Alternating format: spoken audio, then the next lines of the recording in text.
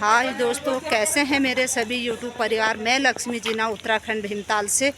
सबसे पहले तो बड़ों को प्रणाम और छोटों को ढेर सारा प्यार। तो दोस्तों, आज अंतर्राष्ट्रीय योग दिवस की सभी को हार्दिक शुभकामनाएं। सभी लोग मेरा यूट्यूब परिवार स्वस्थ रहें, मस्त रहें, योग करते रहें। और आज है योग दिवस। हम जा रहे हैं योग करने के लिए। ब्लॉग स्टार्ट हो रहा है सुबह के 6:30 बजे। अभी जा रहे हैं हम पार्क में, दिखाते हैं आपको योग कैसे होता है। और बहुत समय तो अकेले जा रही हूँ, बहुत सारे लोग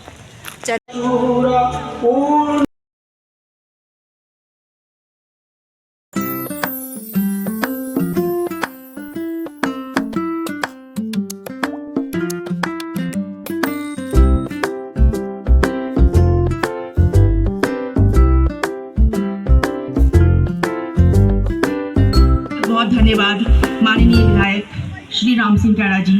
कृपया अपना स्थान ग्रहण करें और कार्यक्रम को आगे बढ़ाएं। मिसेस श्रेया।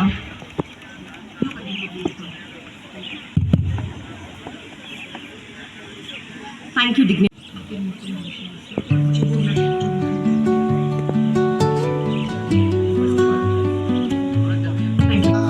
और यहाँ पर उपस्थित कई विभागों के माननीय अधिकारी हैं। मैं सबको आज के योग दिवस की बधाई देता हूँ। और बड़े गर्व की बात है हम सब के लिए कि आज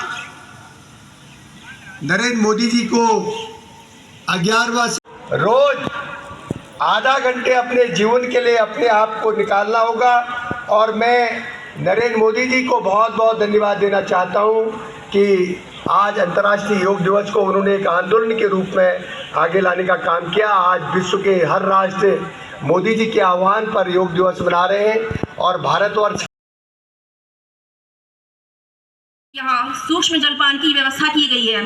कृपया आप सभी लोग योगा के बाद उस सूक्ष्म जलपान को हमारी तरफ से ग्रहण करें और उसको लेकर ही घर जाएं। क्या रहेगा हमारा लाभ? पाचन क्रिया को सुधारता है।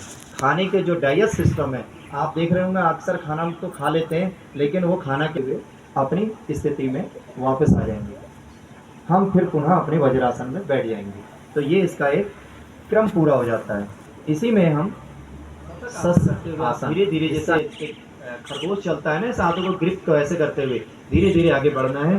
हम प्रयास करें कि हमारी जो चिन्ह है, हमारी ठुड्डी धरती को स्पर्श कर ले। जिनकी नहीं हो पा रही कोई बात नहीं, सरल भाव से अपना जितना हो, क्योंकि हमारा शरीर है, एक बार में साध नहीं सकते। धीरे धीरे यही स्थिति को पुनः वापस ले आएंगे। यही ग्रिप, जैसे हम खरगोश की तरह वापस चलते हैं, धीरे धीरे अपना स्थिति में वापस आए। किसी प्रकार की कोई तेजी नहीं करनी है, कोई किसी प्रकार का तनाव नहीं रखना है। की ओर खींचने का प्रयास करेंगे जितना हो सकता है। जोर जबरदस्ती किसी भी प्रकार की नहीं करनी है। सामान्य स्थिति में श्वास को रोक लेंगे।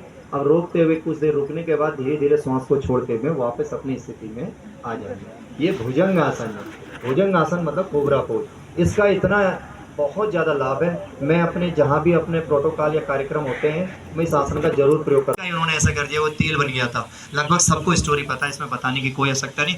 ये हम सब योग साधिका मतलब चोरी ना करना। चोरी मतलब किसी घर की चोरी नहीं, किसी भी प्रकार की हमारे पास वस्तु आ गई, उसके मन में भी विचार कर लिया तो वो वास्ते में आती है। तो यानी हमारा वो भ्रम टूट गया। इसका मतलब हमारी जो साधना थी वो टूट गई। हमने अब उसके बाद बाईं नासिका से श्वास खींचेंगे, सामान्य जैसे सांस खींचते हैं। अब दोनों हाथों से ये नाक को दबा लेंगे। ये अनुलोम विलोम का सिस्टम है।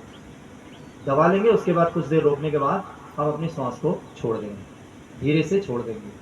अब उसके बाद धीरे धीरे अब हमने स्टार्ट किया था दूसरी नासिका से, अब श्वास लेंगे, धीरे से खींचेंगे, फिर उसके बाद दोनों नाकों को बंद कर देंगे, जैसे नल की टोटी बंद हो जाती है। अब वो श्वास जो अंदर हीलिंग्स कर रही है, धीरे धीरे श्वास को जैसे पाइप से पानी निकलता है, इस प्रकार से श्वास को छोड़ देंगे। इस क्रम को कम से कम 20 बार करेंगे। अनुलोम विलोम में कहा गया है कि 60 बार करें। तो आप प्रारंभ करेंगे, मैं इसके थोड़े अब धीरे धीरे श्वास खींचेंगे, फिर श्वास को बंद कर देंगे।